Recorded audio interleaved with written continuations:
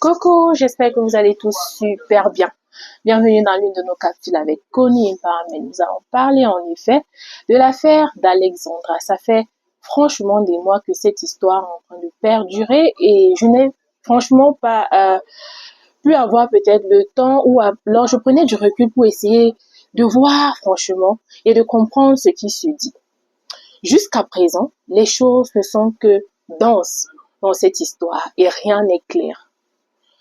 Une maman qui perd son enfant déjà, c'est très douloureux. Déjà être parent n'est pas facile. Encore être mère célibataire, c'est encore plus difficile. Si un jour la maman d'Alexandra passe par ici, je te dirais déjà, ma sœur, mère et autres, tu n'as pas démérité, tu as couru la course, tu as donné à ta fille ce que tu avais, ce que tu pouvais. Cet enfant connaissait Dieu et je dirais que tu as vraiment réussi parce que réussir de nos jours à inculquer une éducation spirituelle ou alors permettre ou alors faire ce que nos enfants puissent accéder à cette connaissance spirituelle, connaître Dieu, pour avoir fait ça, tu es franchement à applaudir. Ça fait mal, c'est vrai, mais cette histoire doit nous enseigner. Elle est là pour nous apprendre. Grâce à cette petite qui était pleine d'avenir, elle avait une étoile franchement brillante. Il faut savoir déjà que le mal ne s'attaque pas à n'importe qui. Derrière cette histoire, beaucoup de choses peuvent être dites et beaucoup de leçons peuvent être aussi apprises. À cette maman, je dirais mes condoléances. Il y a des douleurs qu'on ne guérit franchement pas du tout. Mais tu trouveras en fait la force en toi, en ce Dieu que tu as inculqué à ta fille, de te relever, pas d'oublier, mais d'apprendre et d'avancer. De dire si Dieu a permis. C'est parce qu'il y a quelque chose de plus grand que le monde doit apprendre par rapport à cette histoire. Vous savez, les gens sont en train de raconter des choses franchement ignobles. Je me demande bien si les gens mesurent souvent la densité ou la capacité des paroles, que vos paroles poignantes et blessantes, que vos venins peuvent avoir dans la vie de quelqu'un, surtout quand cette personne traverse de tels moments. Un enfant unique, ça ne se perd pas comme ça. Souvent, c'est mieux que ton enfant soit malade, que ton enfant ait un accident, quelque chose au fait. Mais pas comme d'un matin, on te dit ton enfant a disparu après bout. Quel genre de mort? Vraiment, apprenons de cette leçon. Ce que je sais, je pense qu'il va falloir qu'on retienne, c'est que par rapport à cette mort, on a vu et il y a des leçons à en tirer. Regardez comment le monde a été bouleversé. L'union fait la force. On comprend quand on traverse des problèmes chez nous, ou dans notre pays, ou dans le monde, parce que nous ne sommes pas unis. La façon dont la mort ou la disparition de cette petite a mobilisé le monde, je pense que ça, c'est quelque chose à retenir. Ça veut dire que s'il y a la volonté, si on se met ensemble, si on s'unit sur une cause, on pourra au fait éradiquer le problème. Voilà une chose à retenir. Je ne pourrais pas imaginer que d'autres mères, comme en Europe, en Afrique, dans tous les 4 coins du monde, on a parlé de l'histoire de cette petite. Ça veut dire que cet enfant, qui était encore dans l'œuf, son étoile brillait tellement qu'elle a pu secouer le monde de partout. Regardez le pouvoir que nous avons entre nos mains et qu'on ignore. C'est pour ça qu'on reste martyrisé. On va toujours tout le temps dire, nul n'était la faute de nos gouvernants, de nos dirigeants. On ferait quoi dans le pays des gens? Aujourd'hui, cette mère, elle est arrivée au Canada. Elle était incapable de s'asseoir dans la chambre de sa fille, sans pour autant tirer révérence. Parce que on a appelé la police bien sortie, c'est vrai. On n'est pas censé ignorer la loi. C'est vrai qu'elle aurait dû partir, voir les autorités. J'aimerais avoir accès à la chambre de ma fille et tout, parce que nous ne sommes pas dans nos pays ici, ça c'est vrai. Mais on commet des erreurs, il y a des erreurs que souvent on laisse passer. Pourquoi? Parce que la douleur qu'elle ressent est tellement grave. C'est douloureux que tu ne peux pas entrer dans la chambre de ta fille, prendre du temps avec les dernières énergies, ces derniers instants, ses affaires et tout, avant de porter tout et partir. Vous voyez comment nous, qu'on croit que l'Occident c'est le paradis, regardez comment on chosifie une mère qui est en peine, qui est en douleur, qui traverse. On connaît, ils sont sans ignorer ce que cette femme traverse. Au moins, ne serait-ce que pour ça, on aurait dû lui donner tout le temps qu'elle a besoin. Mais il n'y a pas de compassion en Europe. Vous qui courez partout, il faut partir. Il n'y a pas de compassion. Surtout pas pour nous les Noirs. Oui, on est bien que chez soi. On peut faire nos vies partout où on se trouve. Il faut juste trouver cette chose-là qui marche. Tout le monde veut travailler dans les bureaux. On oublie les travaux champêtres. On oublie beaucoup l'agriculture. On oublie, il y a tellement de choses qu'on peut faire. En même temps, il va falloir que nos dirigeants nous donnent aussi la possibilité de nous en sortir chez nous. Mais nous-mêmes aussi, on doit apprendre qu'avant de chercher les travaux ou le travail de bureau, avant de chercher telle ou telle chose, on peut commencer quelque part, en bas de l'échelle. Il y a beaucoup de leçons à tirer derrière. Je vois des gens qui disent que oui, c'est les conséquences d'avoir élevé les enfants seuls et tout. Écoutez, vous ne comprenez vraiment rien à ça. Aucune femme n'a voulu être mère célibataire. Ça, je vous le dis. Si vous, les hommes, vous étiez des hommes responsables, je ne pense pas que beaucoup de choses comme ça se passeraient. Et en même temps, si vous, les hommes, étiez des hommes responsables et saviez traiter vos femmes et vos enfants comme des êtres humains, je ne pense pas que les femmes divorceront et iront faire des enfants seuls ou les élever seuls. Aujourd'hui, le monde est un mélange. Il y a des choses qu'on ne peut pas dire avec certitude, mais ce que je sais, c'est que la femme seule qui élève son enfant seule, elle sait déjà qu'elle commence avec un désavantage et qu'elle doit se donner encore plus les efforts qu'elle met en tant que femme seule ou homme seul à élever son enfant. Elle ne pourra pas mettre ces mêmes efforts si jamais elle est en couple, parce qu'on se dit toujours dans le couple que non, je suis avec l'autre partenaire. Quand je suis fatiguée, il prend la main. Vous allez vous rendre qu'il y a des couples ici qui ont élevé des enfants. Ils ont un père et une mère, ses enfants, mais ils sont aussi perdus. Ils n'ont pas de repères. Les enfants sont mal élevés. Il n'y a pas de sens à leur vie. Pourquoi? Parce que les parents, justement, dans la maison, chacun se disait non, le père va faire. La mère se disait non, la mère, le père se disait la mère va faire. Le père se disait, la femme se disait le père va faire. Et en fin de compte, l'enfant s'est élevé tout seul. Il n'y a pas eu d'éducation propice, stricte, qui a été mise sur place. Je vous parle en connaissance de cause. Moi, j'ai connu des gens qui ont grandi avec père et mère, mais vous ne pouvez pas savoir qu'ils ont eu les deux parents. Ces enfants sont déboussolés, mal élevés, impolis. Ils ne savent pas comment traiter l'être humain. Ils n'ont aucun sens de la valeur humaine.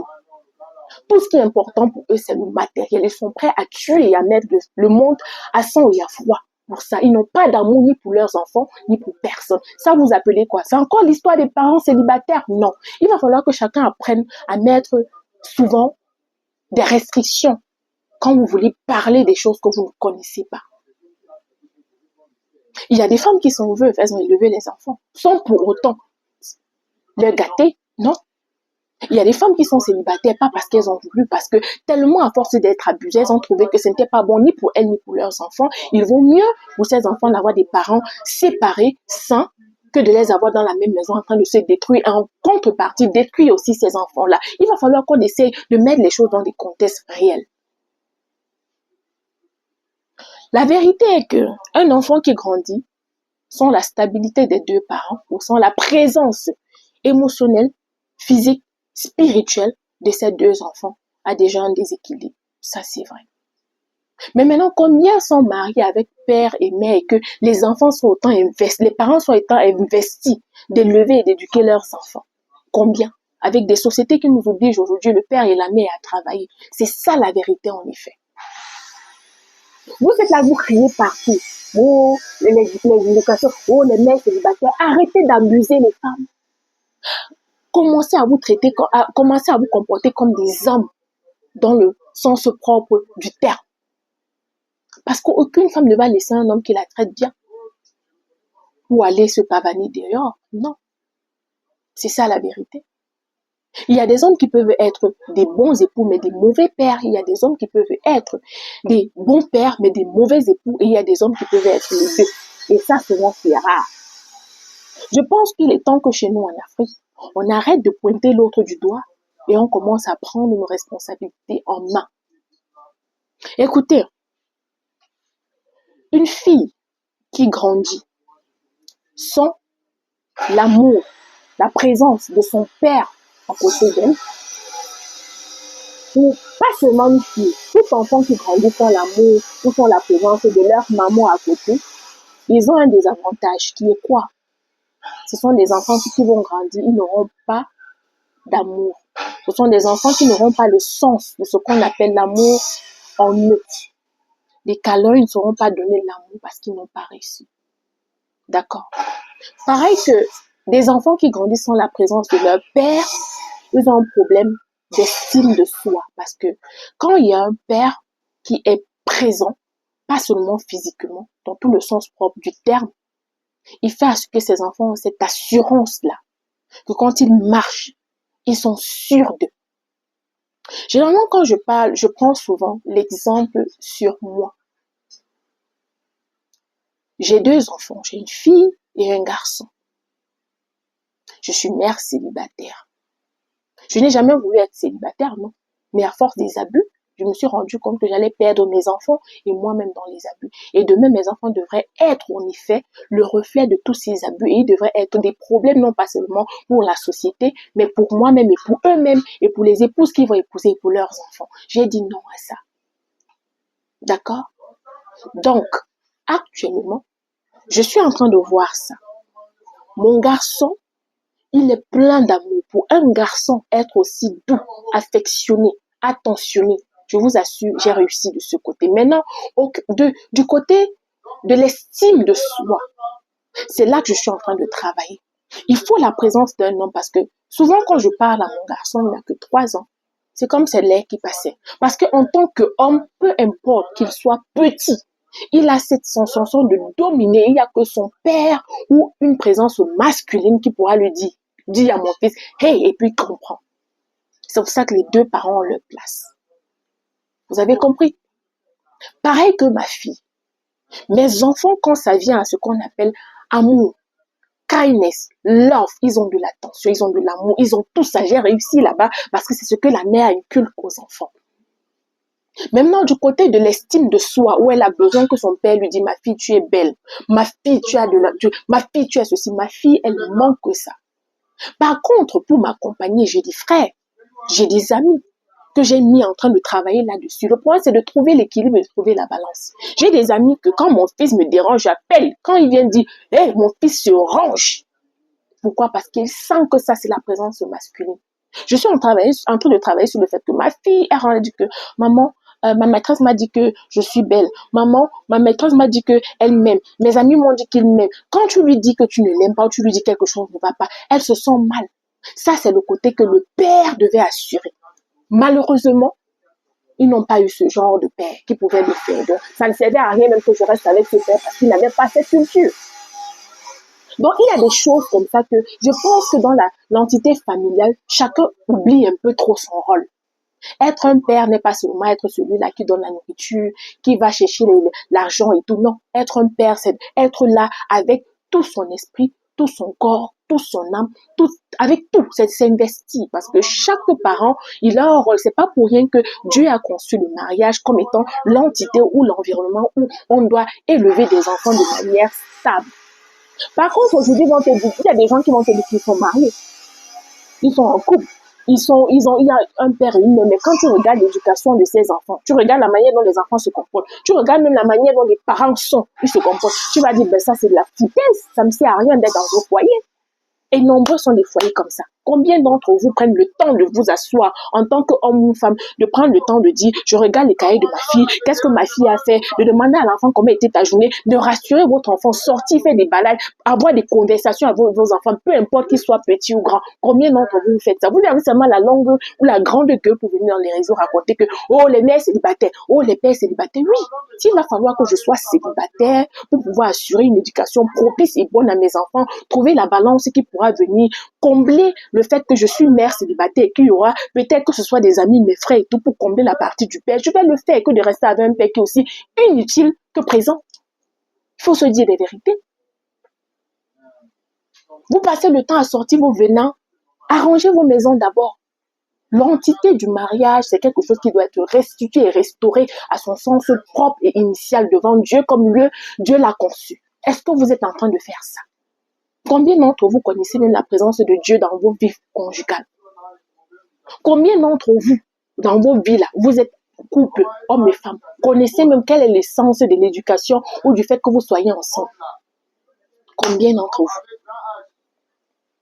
Si les gens vous sortent ce qu'ils vivent dans les foyers qui sont mariés ici, c'est pas le battu vu qu'ils viennent dans les réseaux raconter que je suis marié, vous allez pleurer. Il faut restituer cette entité. C'est le meilleur endroit pour élever les enfants, pour la stabilité de la société et tout. On voit la société en train d'aller de part et d'autre, c'est justement parce que cette entité-là n'est plus considérée comme elle devait être à son sens unique, à son sens propre, à son sens essentiel.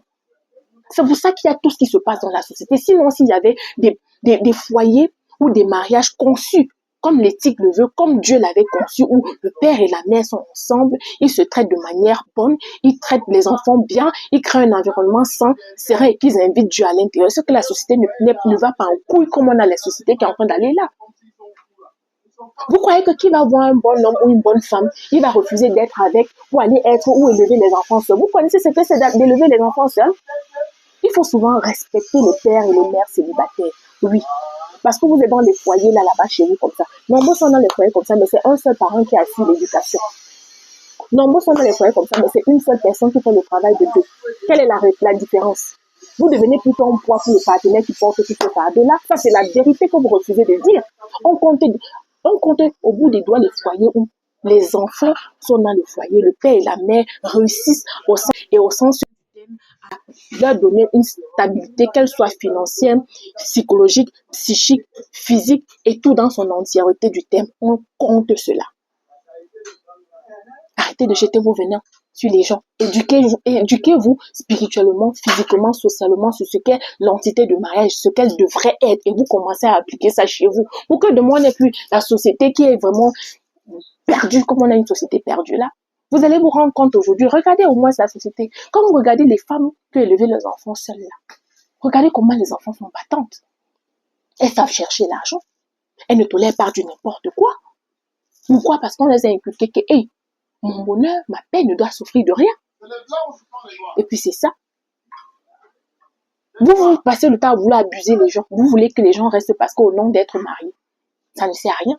Même au nom d'être marié, là, tu peux me rester si tu as même un partenaire ou une partenaire qui t'accompagne, qui fait ce qu'on dit que, ok, aujourd'hui, c'est dans notre couple, ce sont nos enfants d'abord, le socle. Mais vous êtes là, aussi perdu que tout. C'est vous qui ouvrez la bouche. Non, comment?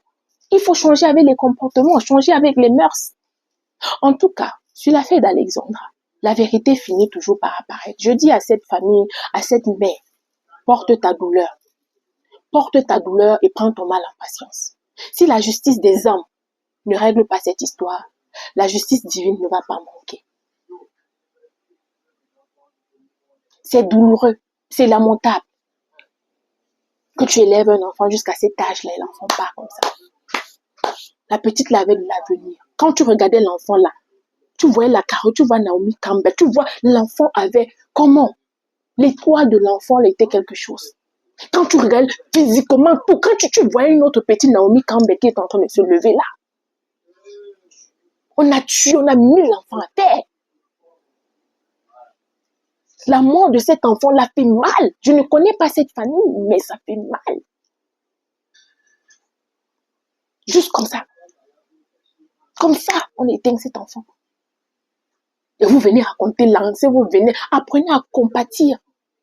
Moi, ce que je sais, c'est que j'ai compris avec la mort de cette petite-là que ce que nous peut, si on veut, si on a un but unanime, si on s'assoit du combat éradiqué, aujourd'hui, si la pauvreté, on va le faire.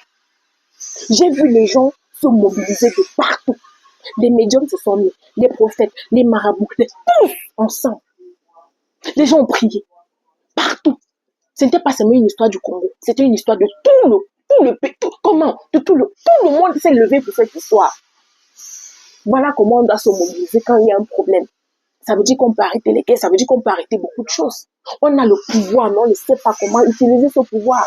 On passe le temps à porter nos énergies, mettre dans les bêtises, les histoires de fesses qui n'ont pas de sens, les histoires qui ne nous mènent nulle part. La mort de cette petite doit apprendre beaucoup de choses à des parents. Mais comme il y a des parents qui ont la bouillie dans la tête, il y a des gens qui sont que des malades dans la tête, ils ne vont pas comprendre. Quel est le message qui est en train de passer derrière? C'est quoi le message derrière? On va se dire des vérités. Quel est le message qui est derrière? Tout parent ne donne que ce qu'il a, ne donne que ce qu'il peut, ne donne que ce qu'il peut afford, que ce soit de manière physique, spirituelle et tout. Et je dis cette femme, bravo à elle. Elle a réussi là où beaucoup ont raté, même étant mariée. Inculquer une éducation spirituelle, divine, que l'enfant connaisse Dieu étant seul. Ce n'est pas facile, je vous le dis, parce que moi-même j'y suis. C'est pas facile. Elle a réussi. C'est vrai qu'à un certain moment, il faut aussi qu'on apprenne à limiter souvent nos apparitions sur le net. Parce que je dis toujours, n'importe qui ne peut pas venir sur le net s'exposer. Parce que dans le net, c'est un cocon où tout est mélangé. Les sorciers, les vampires, les tueurs, il y a tout à l'intérieur. Avant de venir t'exposer, il faut mettre tes genoux au sol. La petite là connaissait mettre ses genoux au sol. C'est juste qu'il y a des choses qu'on ne peut pas expliquer. On n'explique pas toujours tout. Si Dieu a permis, Dieu n'a pas voulu, mais il a permis. C'est pourquoi on apprend beaucoup de choses de là. Et apprenons. La petite la connaissait prier. Vous n'allez pas me dire que non, elle ne connaissait pas Dieu, que sa mère ne connaissait pas Dieu parce qu'ils sont exposés. Non. Aujourd'hui, beaucoup de personnes utilisent les réseaux sociaux pour se divertir parce qu'on a compris que dans l'amitié, ce n'est pas ça qui aide. C'est ton ami là que tu portes, tu mets à côté, que tu dis que non, ça va être ton ami. C'est la personne qui te tue. Vous êtes nombreux qui êtes mariés, mais vous êtes dans les mariages avec les hommes. Vos hommes ne sont pas vos amis. Vous ne pouvez pas converser avec eux. Vous ne pouvez pas vous divertir. Vous ne pouvez rien faire. Il y a quoi qui reste? Les réseaux sociaux. Ce n'est pas dans votre famille là que vous allez partir voir votre soeur, votre tante, votre mère pour être vos amis. Que vous pouvez parler, changer d'énergie, parler avec elle, changer de parole et tout. Ce n'est pas là-bas que vous êtes sécurisé. C'est pour ça que les gens prennent plutôt les réseaux sociaux comme un moyen de se divertir, un moyen de faire sortir leurs frustrations, un moyen de se sentir à l'aise, un moyen au fait, comment dire ça? Vous n'avez pas compris que tout le monde veut partir sur les réseaux sociaux. En plus, quand tu atteins une certaine autorité, tu peux même te faire de l'argent en te divertissant. Ça sert à quoi d'avoir les amis qui sont des serpents, qui vont changer leur peau à chaque fois pour venir te détruire, te faire du mal, te faire de... Ça sert à quoi? C'est pour ça que les réseaux sociaux sont devenus les amis de tout le monde. Ça déstresse. Maintenant, le problème, c'est qu'il y a ceux qui viennent sur les réseaux sociaux, ils ne savent pas ce qu'ils viennent chercher. C'est comme ça qu'on tue les gens. En tout cas, je pense que j'ai donné mon avis, sincèrement. Et comme je disais, en fait, les parents doivent apprendre aujourd'hui que l'Europe n'est pas le paradis. Sortir n'est pas le paradis. Avant que vous preniez vos enfants et envoyez en Europe, faites d'abord des petites sessions, des stages avec eux. Si l'enfant passe pour aller à l'université, inscrivez l'enfant à l'université. Faites l'enfant vivre peut-être dans une autre ville un peu plus différente de la vôtre. De temps en temps, vous passez, vous préparez l'enfant à comment est-ce que l'enfant vit seul. Vous essayez de regarder, de voir si l'enfant, franchement, vous pouvez l'amener dans un pays plus lointain, sachant que vous ne pouvez pas avoir un certain contrôle et si l'enfant pourra s'adapter. C'est déjà ça aussi. Ça, on va se dire la vérité, hein. C'est pas tout enfant qu'on peut envoyer loin de soi. Il y a des enfants qui vont se perdre, qui vont s'égarer, qui vont se retrouver dans les choses bizarres. Surtout si l'enfant n'a pas grandi avec une présence mâle ou masculine. Il n'a pas eu cette histoire de self-estime, l'estime de soi. Parce que quand tu es une femme, ou tu es un enfant, ou tu es un garçon, tu n'as pas l'estime de soi, c'est facile qu'on te manipule. Très facile. Apprenez à vos enfants à avoir l'assurance. Et ça vient généralement de la présence mâle dans la famille ou dans la maison. Donc faites attention. Que de perdre un enfant, parce qu'on veut trouver, c'est vrai, là-bas il y a des meilleures éducations, on veut préparer un avenir meilleur à nos enfants, parce que dans nos pays, là, on ne peut pas, ça c'est vrai, mais en même temps, est-ce que vous ne voyez pas, pesez sur la balance. Chaque parent veut ce qui est bien pour son enfant, mais en même temps, est-ce qu'on va toujours perdre nos enfants comme ça? C'est pas le premier cas. Vous pensez que ces gens-là vont aimer nos enfants plus que nous-mêmes? Non. Que nos dirigeants prennent aussi leurs responsabilités en main. Si on avait de bonnes écoles chez nous, on avait de bons systèmes éducatifs, on avait de l'emploi, on créait, on faisait tout ça chez nous. C'est qu'on envoie, on n'est pas obligé d'envoyer nos enfants à l'école, en Europe. On n'est pas obligé de les envoyer partout pour qu'ils partent, on les tue comme des petits poulets et puis on s'en fout de ça. Ces gens s'en foutent que nos enfants puissent partir comme ça. Si c'était un enfant blanc ou un Canadien ou quelqu'un qu'on a tué comme ça chez nous en Afrique, vous allez voir que le monde allait être secoué partout. Vous êtes quoi, vous les noirs? Vous n'êtes rien. Et c'est ça qui est la vérité. On va continuer à partir là-bas mourir. C'est ça la vérité. Imaginez inverser les rôles.